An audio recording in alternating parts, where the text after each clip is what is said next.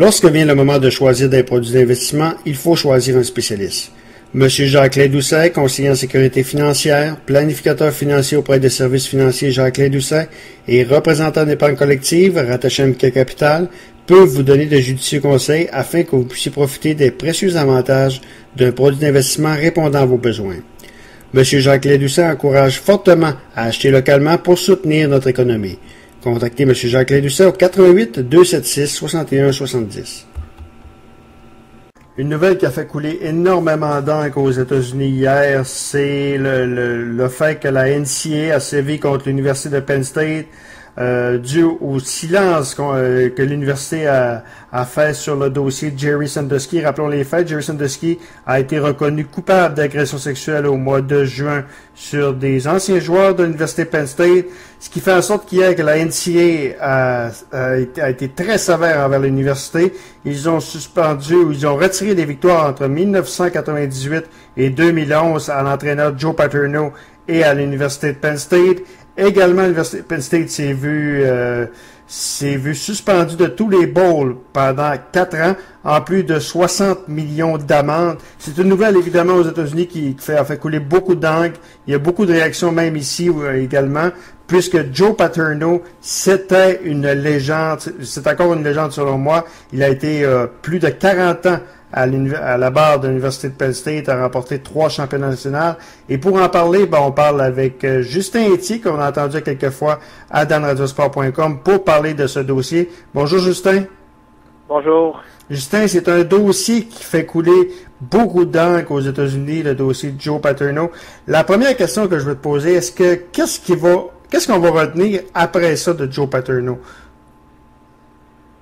Si on veut parler de Joe Paterno, c'est certain que je pense que, évidemment, il y a du monde qui je pense, on pourra pas, quand on en parle, on peut pas tout oublier, je veux dire, 40 ans d'être comme entraîneur, a fait des grandes choses pour beaucoup d'individus au sein de ce programme-là, mais malheureusement, c'est sûr que son nom va toujours être associé avec ce scandale-là, malheureusement. Faut bien le dire, là, Joe Paterno dans ce dossier-là c'est pas criminel. Il faut comprendre que à la base, Joe Paterno, de ce qu'on comprenait, a avisé. C'est pas seulement Joe Paterno, c'est juste qu'éventuellement les instances ou les autorités de l'université à un certain point ont fermé les yeux sur ça. Mais malheureusement, Joe Paterno, c'est triste parce que pour toutes les bonnes choses qu'il a fait, malheureusement, dans ce cas-ci, il a fait une grave erreur, que même lui, par la suite, l'a reconnu, a fait une très grave erreur, et c'est malheureusement va être associé beaucoup à ce scandale-là, pour toujours, évidemment. Toi, moi personnellement, je trouve la pénalité très sévère. Oui, et ça n'enlève rien au fait, à la gravité des gestes de Sandusky et de toute l'organisation Paterno et toute la direction de Penn State. Il faut dire qu'il y avait beaucoup d'argent en jeu. Certainement, c'est pour cette raison-là qu'on a fait le silence. Mais à quelque part, j'écoutais un ancien joueur de Penn State aujourd'hui qui était un Québécois qui a joué entre 2005 et 2007. Il y a des joueurs qui ont joué sur le terrain, il y a des joueurs qui ont bûché pour gagner certains titres. Et à quelque part, ils sont retirés, on a retiré leur victoire en raison de ce dossier-là. Je trouve ça un peu sévère, cet aspect-là de cette pénalité. C'est certain, là, on se comptera pas d'histoire, c'est certain, c'est très sévère. Et qu'encore une fois, il y a beaucoup de monde qui paye pour ça, qui, je veux dire, ne sont aucunement impliqués dans ce dossier-là. Écoute, la plupart, on parle vraiment encore une fois, je le disais tout à l'heure, des dirigeants. Ayant dit ça, il faut comprendre aussi le football dans les universités américaines, c'est très gros. Pour toutes les bonnes choses, il y a également des mauvaises choses qui viennent avec ça. Une des mauvaises choses, c'est on en a entendu des histoires au fil des ans qui étaient évidemment pas aussi graves que dans ce dossier-là, mais c'est certain que les programmes de football aux États-Unis, dans des universités comme Penn State, deviennent plus gros que n'importe quoi.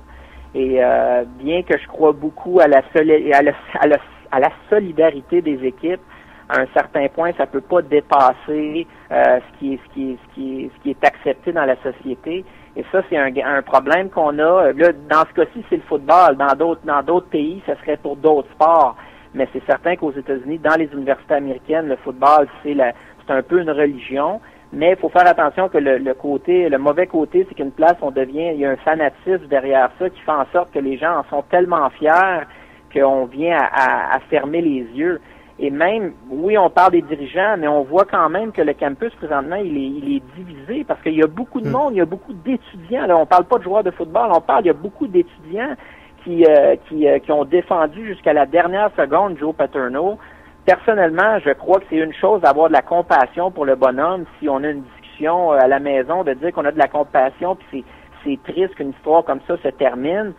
De là d'aller manifester pour un peu pour dire qu'il on oublie et rapidement on oublie qu'est-ce qui s'est passé au départ et les gestes reprochés c'est incroyable qu'on ait gardé ça, qu'il y ait eu un silence sur ça.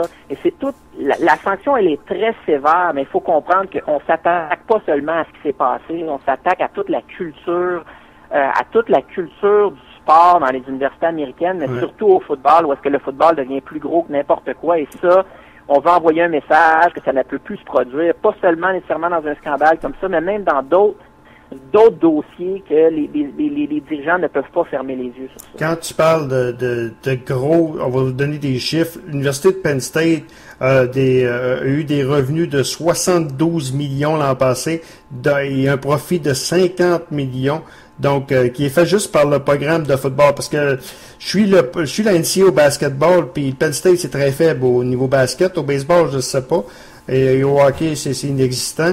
Donc, le programme de football de Penn State était une vache à lait pour l'université.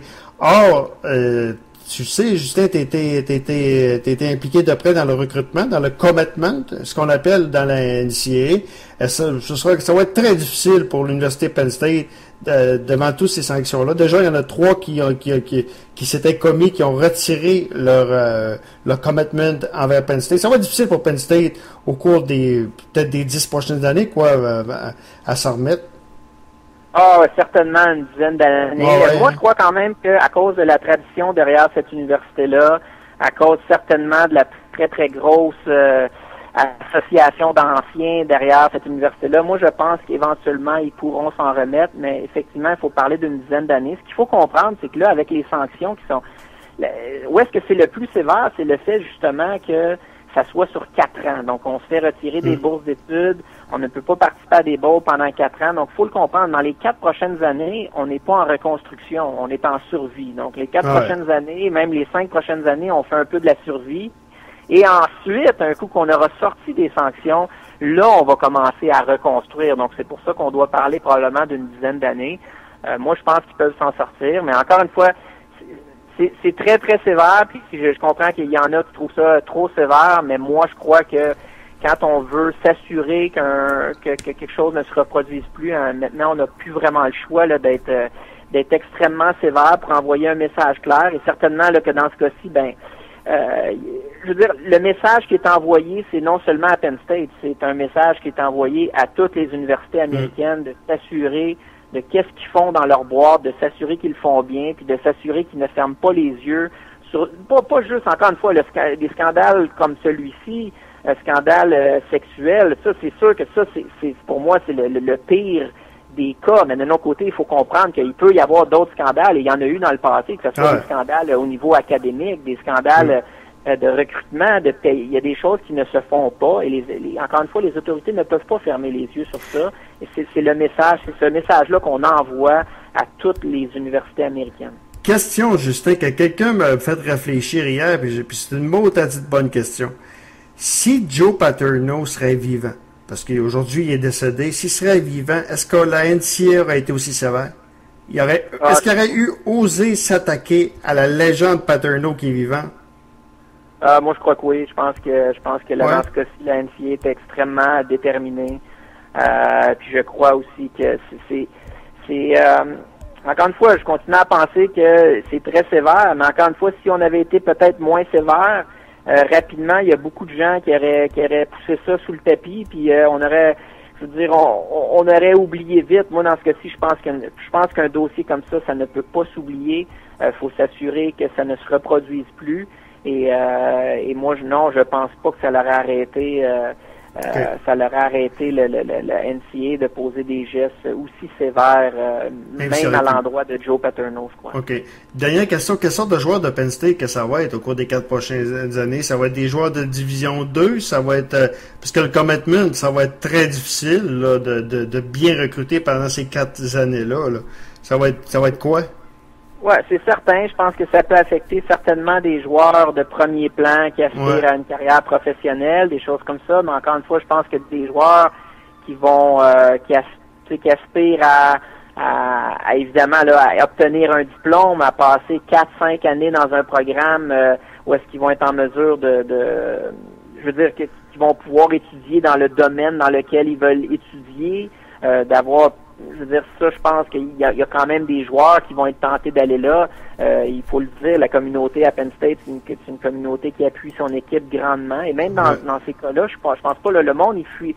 Je ne crois pas que l'appui envers l'équipe va être grandement diminué, là. Donc, je pense quand même qu'il y a un attrait à jouer à Penn State. C'est sûr que ça va faire peur du monde.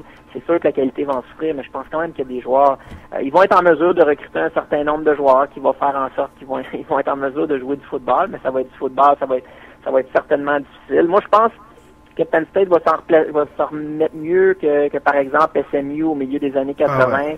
On avait fermé le programme. Je pense pas que le SMU avait la même tradition. C'est un programme qui était monté très rapidement, justement à cause des choses les gestes qu'ils avaient posés au niveau du recrutement, mais avait monté très rapidement. Ils sont vraiment descendus en enfer rapidement. Penn State s'est tellement construit sur une grande tradition que je ne crois pas je crois pas que le programme va mourir, mais c'est certain là, que le programme va souffrir beaucoup pendant quelques années. Le fait qu'on est dans le Big Ten, qu'on joue contre des universités aussi précieuses que Michigan, qu'Ohio State, que Nebraska, ça va faire en sorte que pour certains joueurs, ces universités-là que je viens de nommer sont souvent sur le spotlight des dépisteurs. Donc certainement que ça va aider également Penn State à recruter. Justin Thier, merci beaucoup. Puis, je vous remercie beaucoup.